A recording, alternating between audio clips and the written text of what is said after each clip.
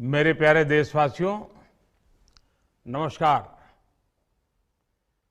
आज देव दीपावली का पावन पर्व है। आज गुरु नानक देव जी का भी पवित्र प्रकाश पर्व है। मैं विश्व भर में सभी लोगों को और सभी देशवासियों को इस पावन पर्व पर हार्दिक बधाई देता हूं। ये भी बहुत सुखद है कि 1.5 साल के अंतराल के बाद करतारपुर साहिब कॉरिडोर अब फिर से खुल गया है। साथियों, गुरु नानक जी ने कहा है, बीच दुनिया सेवी कमाइए त दरगिह बेसन पाइए।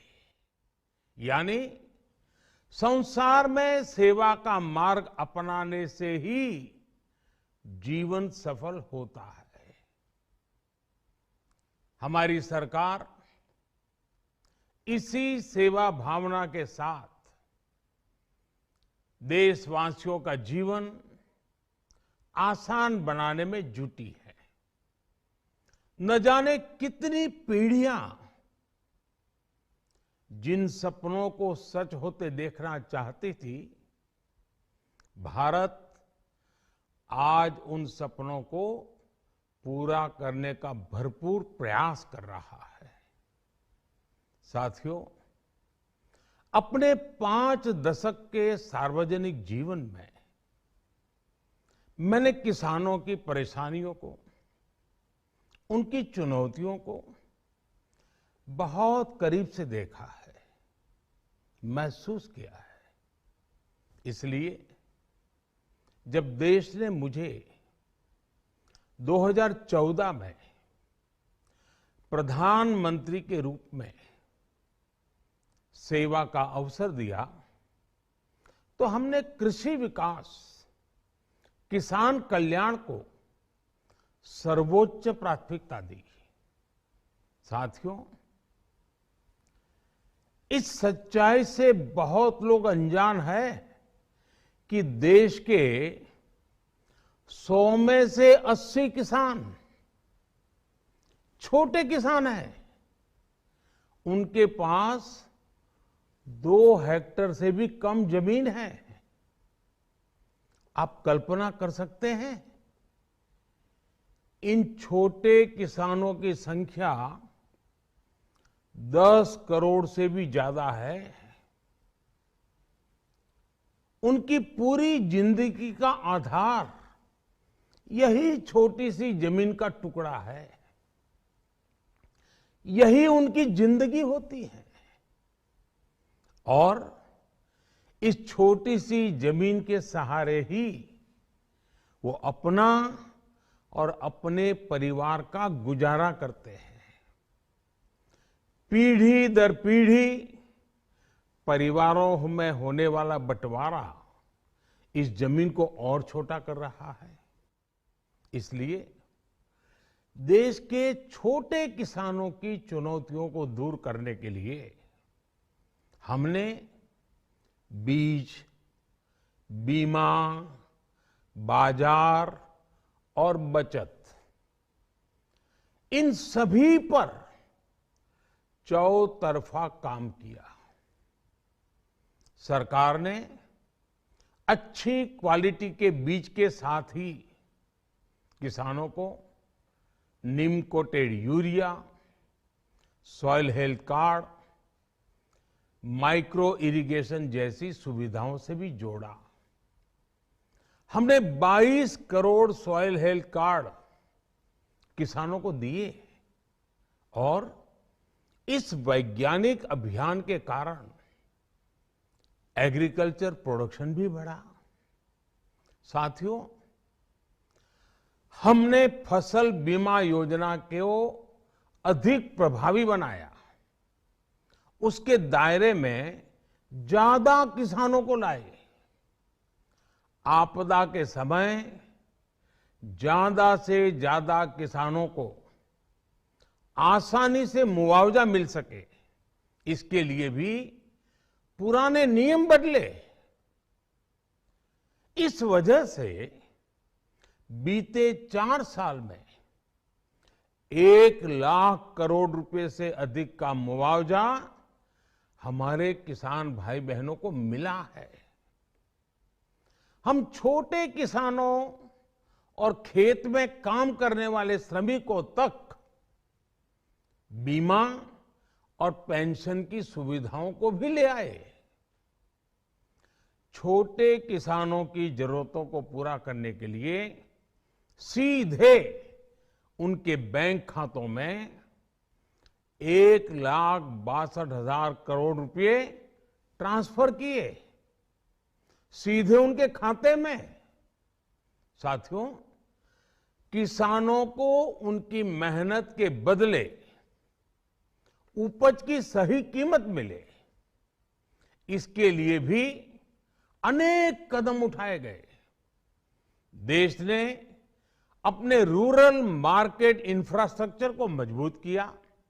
हमने एमएसपी तो बढ़ाई ही, साथ ही साथ रिकॉर्ड सरकारी खरीद केंद्र भी बनाए। हमारी सरकार द्वारा की गई उपज की खरीद ने पिछले कई दशकों के रिकॉर्ड तोड़ दिए हैं। देश की 1000 से ज्यादा मंडियों को ई नाम योजना से जोड़कर हमने किसानों को कहीं पर भी अपनी उपज बेचने का एक प्लेटफॉर्म दिया। और इसके साथ ही देश भर की कृषि मंडियों के आधुनिकीकरण पर भी हमने करोड़ों रुपए खर्च किए। साथियों, आज केंद्र सरकार का कृषि बजट पहले के मुकाबले 5 गुना बढ़ गया है। हर वर्ष 1.25 लाख करोड़ रुपए से अधिक कृषि पर खर्च किए जा रहे हैं। 1 लाख करोड़ रुपए के एग्रीकल्चर इंफ्रास्ट्रक्चर फंड के माध्यम से गांव और खेत के नजदीक भंडारण, इसकी व्यवस्था, कृषि उपकरण जैसी अनेक सुविधाओं का विस्तार, ये सारी बातें तेजी से हो रही है। छोटे किसानों की ताकत बढ़ाने के लिए 10,000 एफपीओ किसान उत्पादक संगठन बनाने का अभियान भी जारी है। इस पर भी करीब 7,000 करोड़ रुपए खर्च किए जा रहे हैं। माइक्रो इरिगेशन फंड के आवंटन को भी 2 गुना करके 10,000 करोड़ रुपए कर दिया गया है। हमने क्रॉप लोन भी 2 गुना कर दिया, तो इस वर्ष 16 लाख करोड़ रुपए हो जाएगा। अब पशुपालकों को मछली पालन से जुड़े हमारे किसानों को भी किसान क्रेडिट कार्ड का लाभ मिलना शुरू हो गया है। यानी हमारी सरकार किसानों के हित में हर संभव कदम उठा रही है, लगातार एक के बाद एक नए कदम उठाती जा रही है।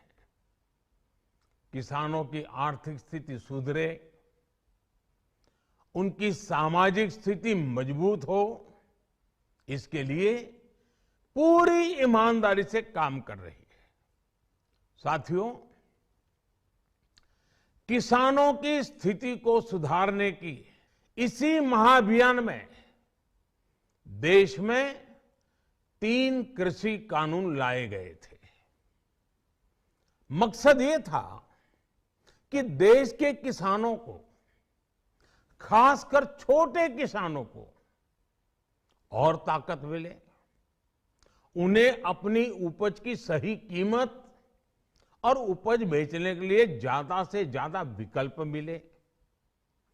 बरसों से ये मांग देश के किसान, देश के कृषि विशेषज्ञ, देश के कृषि अर्थशास्त्री, देश के किसान संगठन लगातार कर रहे थे। पहले भी कई सरकारों ने इस पर मंथन भी किया था। इस बार भी संसद में चर्चा हुई, मंथन हुआ और ये कानून लाए गए। देश के कोने कोने में कोटि कोटि किसानों ने, अनेक किसान संगठनों ने इसका स्वागत किया, समर्थन किया। मैं आज उन सभी का बहुत बहुत आभारी हूं, धन्यवाद करना चाहता हूं। साथियों, हमारी सरकार किसानों के कल्याण के लिए, खासकर छोटे किसानों के कल्याण के लिए, देश के कृषि जगत के हित में, देश के हित में, गांव गरीब के उज्जवल भविष्य के लिए पूरी सत्यनिष्ठा से, किसानों के प्रति पूर्ण समर्पण भाव से, नेक नियत से ये कानून लेकर आई थी। लेकिन इतनी पवित्र बात, पूर्ण रूप से शुद्ध किसानों के हित की बात, हम अपने प्रयासों के बावजूद कुछ किसानों को समझा नहीं पाए। भले ही किसानों का एक वर्ग ही विरोध कर रहा था, लेकिन फिर भी ये हमारे लिए महत्वपूर्ण था। कृषि अर्थशास्त्रियों ने, वैज्ञानिकों ने, प्रगतिशील किसानों ने भी उन्हें कृषि कानूनों के महत्व को समझाने का भरपूर प्रयास भी किया। हम पूरी विनम्रता से, खुले मन से उन्हें समझाते रहे। अनेक माध्यमों से व्यक्तिगत और सामूहिक बातचीत भी लगातार होती रही। हमने किसानों की बातों को, उनके तर्क को समझने में भी कोई कोर कसर बाकी नहीं छोड़ी। कानून के जिन प्रावधानों पर उन्हें ऐतराज था, सरकार उन्हें बदलने के लिए भी तैयार हो गई। 2 साल तक हमने इन कानूनों को सस्पेंड करने का भी प्रस्ताव दिया। इसी दौरान ये विषय माननीय सर्वोच्च न्यायालय के पास भी चला गया। ये सारी बातें देश के सामने है, इसलिए मैं इनके अधिक विस्तार में नहीं जाऊंगा। साथियों, मैं आज देशवासियों से क्षमा मांगते हुए सच्चे मन से और पवित्र हृदय से कहना चाहता हूं कि शायद हमारी तपस्या में ही कोई कमी रही होगी, जिसके कारण दिए के प्रकाश जैसा सत्य कुछ किसान भाइयों को हम समझा नहीं पाए। आज गुरु नानक देव जी का पवित्र प्रकाश पर्व है। ये समय किसी को भी दोष देने का नहीं है। आज मैं आपको, पूरे देश को ये बताने आया हूं कि हमने 3 कृषि कानूनों को वापस लेने का, रिपील करने का निर्णय लिया है। इस महीने के अंत में शुरू होने जा रहे संसद सत्र में, इसी महीने में, हम 3 कृषि कानूनों को रिपील करने की संवैधानिक प्रक्रिया को पूरा कर देंगे। साथियों, मैं आज अपने सभी आंदोलनरत किसान साथियों से आग्रह कर रहा हूं, आज गुरु पर्व का पवित्र दिन है। अब आप अपने अपने घर लौटे, अपने खेत में लौटे, अपने परिवार के बीच लौटे। आइए एक नई शुरुआत करते हैं, नए सिरे से आगे बढ़ते हैं। साथियों, आज ही सरकार ने कृषि क्षेत्र से जुड़ा एक और अहम फैसला लिया है। जीरो बजट खेती यानी प्राकृतिक खेती को बढ़ावा देने के लिए देश की बदलती आवश्यकताओं को ध्यान में रखकर क्रॉप पैटर्न को वैज्ञानिक तरीके से बदलने के लिए एमएसपी को और अधिक प्रभावी और पारदर्शी बनाने के लिए ऐसे सभी विषयों पर भविष्य को ध्यान में रखते हुए निर्णय लेने के लिए एक कमेटी का गठन किया जाएगा। इस कमेटी में केंद्र सरकार, राज्य सरकारों के प्रतिनिधि होंगे, किसान होंगे, कृषि वैज्ञानिक होंगे, कृषि अर्थशास्त्री होंगे।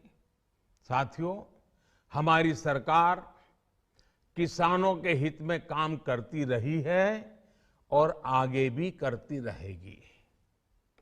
मैं गुरु गोविंद सिंह जी की भावना में अपनी बात समाप्त करूंगा। देहि शिवावर मोहे इहे, शुभ कर्मन ते कबहू न टरो। हे देवी, मुझे ये वर दीजिए कि मैं शुभ कर्म करने से कभी पीछे ना हटूं। जो किया किसानों के लिए किया, जो कर रहा हूं देश के लिए कर रहा हूं। आप सभी के आशीर्वाद से मैंने मेहनत में पहले भी कोई कमी नहीं की थी। आज मैं आपको विश्वास दिलाता हूं कि अब और ज्यादा मेहनत करूंगा ताकि आपके सपने साकार हो सके, देश के सपने साकार हो सके। आपका बहुत बहुत धन्यवाद।